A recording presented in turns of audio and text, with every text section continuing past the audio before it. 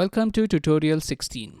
First of all, if you made it so far, congratulations. You're doing great. Keep it up. Today we're going to try more finger exercises for some more complex techniques on the piano. Remember, every song you learn is also a finger exercise. So far you had plenty of finger exercise and it's just going to keep getting better. Let's take a look at all the finger exercises you've done so far. With C major, you did a pattern on one hand, which, if you recall, we refer to as arpeggios now from the previous lesson. And then you had all the notes, which is also a form of another arpeggio. So this is what the first finger exercise was like.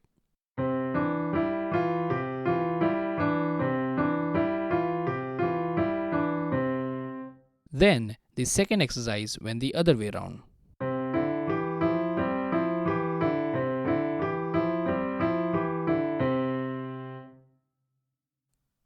You had some songs which had different playing patterns for both hands, and there was plenty of variety in all those songs.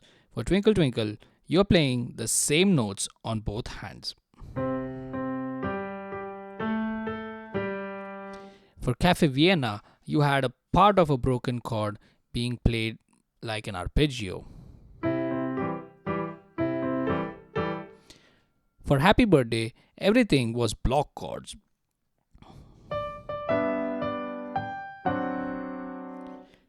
And for Greensleeves, you had arpeggios for all the chords in a progression.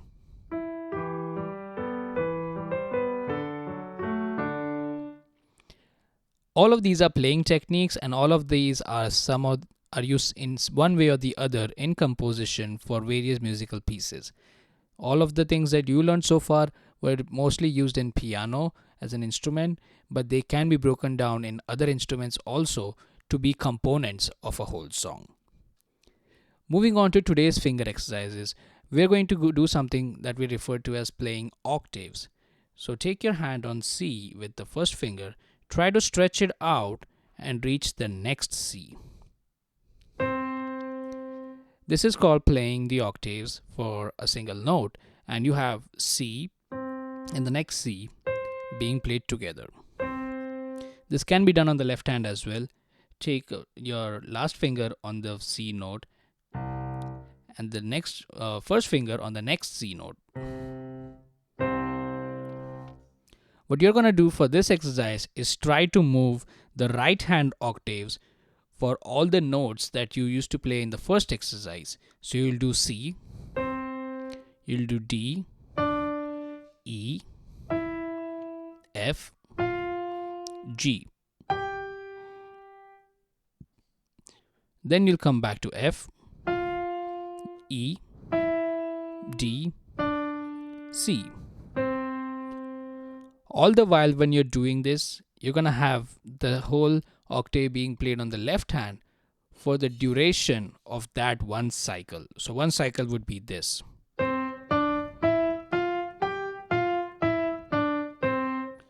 On the left hand, that's just one note at a time. So this is how the whole exercise would look like.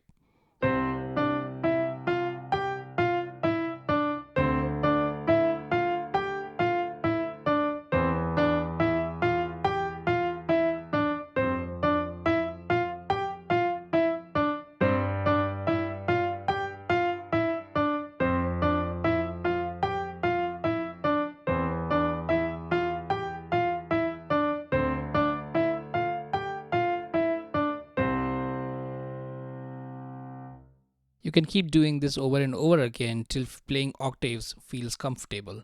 And once you feel comfortable with playing the current exercise, you can stretch the whole exercise over different notes from C to C instead of continuously this.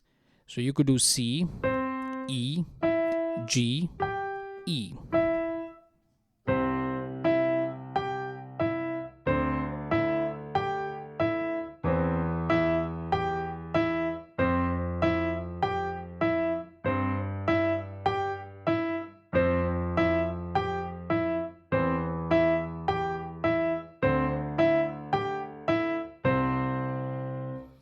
Feel free to come up with any pattern that you think would be interesting to play on octaves, but the idea is to be able to play octaves comfortably for any sequence of note, be it C, D, E, F, G, C, E, G, E,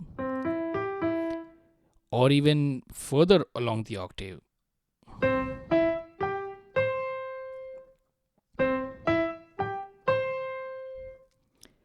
Once you're comfortable playing octaves in this setting, try to switch the portions by playing the single note over the cycle on the right hand and the cycle on the left hand. So this is what that would sound like.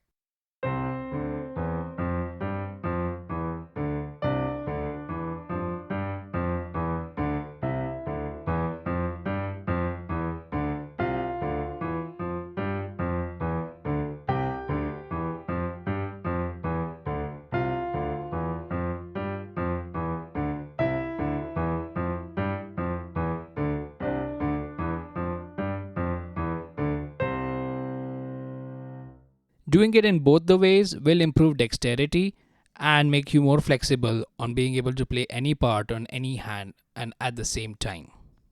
The next exercise would go into trying a more complex arpeggio for a given chord progression.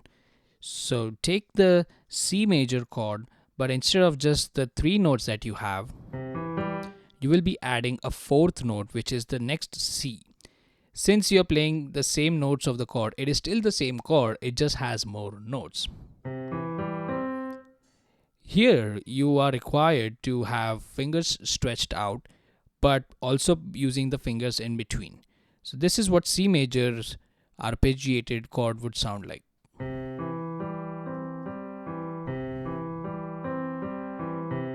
If you noticed, that was the 3/4 time signature. So, you're playing 1 2 3 1 2 3 1 2 3 1 2 3.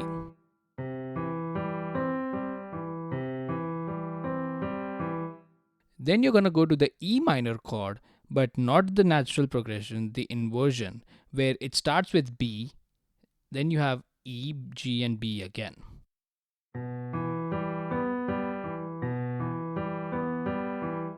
Then the A minor chord,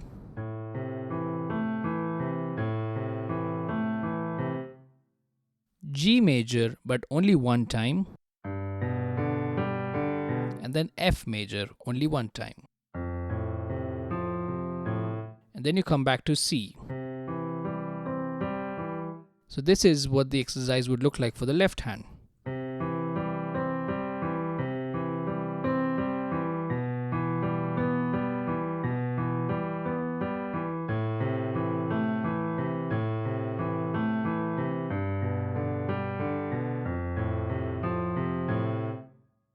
You can keep doing that over and over again till playing with the middle fingers between the first and last fingers feel comfortable over the stretched progression.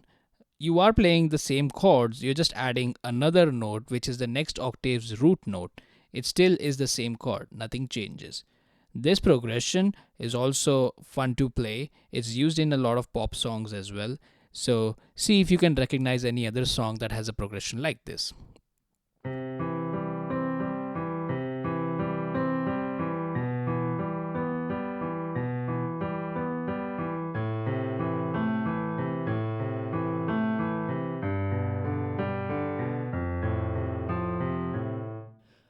Once you're done with this, try doing the same on the right hand.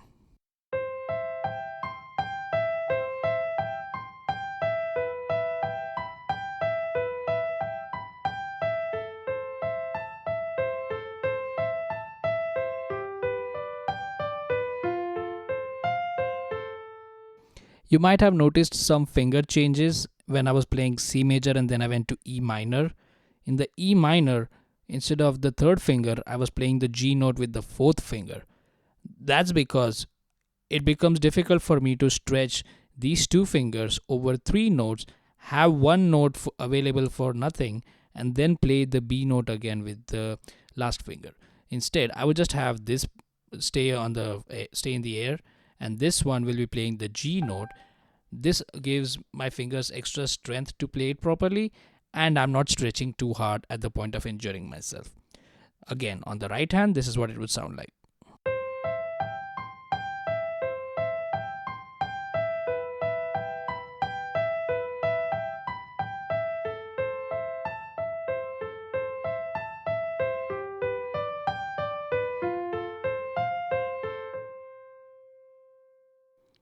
Feel free to do these two exercises with independent hands one at a time, and then when you feel confident enough, you can play them both together.